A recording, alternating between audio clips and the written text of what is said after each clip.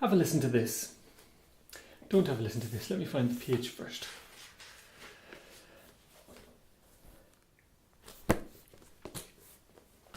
Have a listen to this. In the Second World War, the Americans hired a Boston chemist and business executive called Stanley P. Lovell to head up the research and development branch of their military. He was like Q from James Bond, and no scheme was too mad. And he came up with a plan to inject Hitler's vegetables with estrogen so that, over time, his moustache would fall out, he would grow breasts, and his voice would become squeaky, and therefore no one would follow him anymore. Now, Stanley P. Lovell was a chemist and unlikely to look into the social science of any of his schemes, but had he done so, there wouldn't have been much to see. So let's start with the first question, physical appearance, so the moustache and the breasts. So if Hitler's moustache fell out, would that matter to his followers? It hasn't been examined experimentally to my knowledge, but you would imagine that a moustache being shaven off would be no big deal.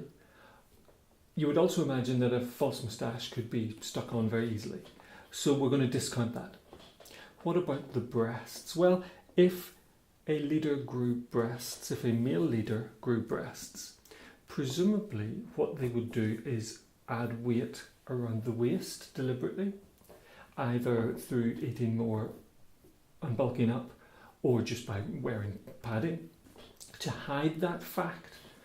So the question becomes, would people follow a larger leader?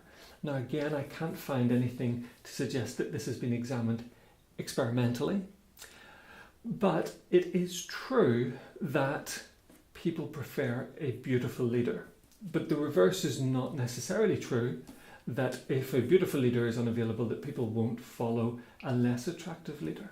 Plus, we should point out that girth and beauty can go together perfectly well.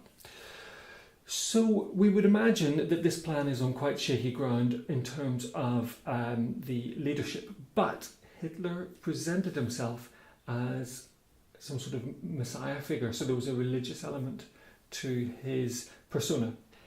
So would a change in physical appearance affect that? Now, I'm not sure how seriously people took that anyway, but there is anecdotal evidence, which of course is not evidence at all, but it's all that we have. There's anecdotal evidence from, say, the gurus in India, who maybe today are less fit than they were in the 1970s and 80s. People still follow them. It doesn't seem to matter too much about their physical appearance. So perhaps altering Hitler's appearance in that way would have had no impact. But what about his voice?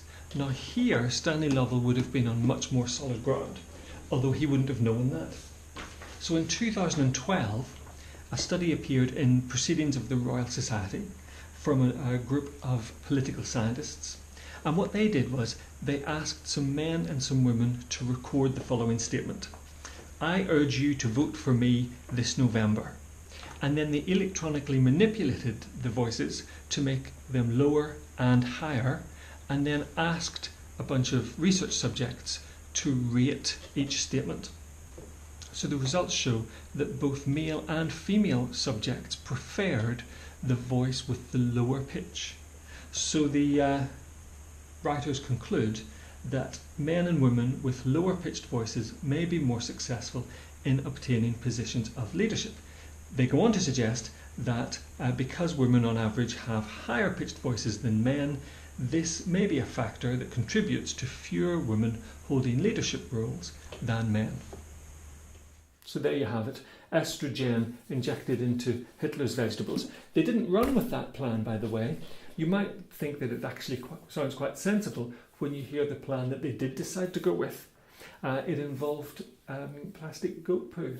So what they were going to do was drop goat poo around Casablanca, Humphrey Bogart and all of that, and the German supply lines ran through Casablanca, and what they were going to do was spray the plastic goat poo with pathogens and also a chemical to attract flies. Now we don't know what that chemical was, but it was designed to attract flies, so you can use your imagination.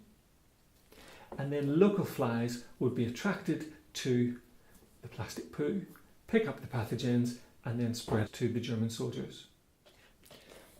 They never got the chance to do this. The weapon was never deployed. Just as they were gearing up to launch the sneak attack, the German troops were withdrawn from Spanish Morocco. So there you go.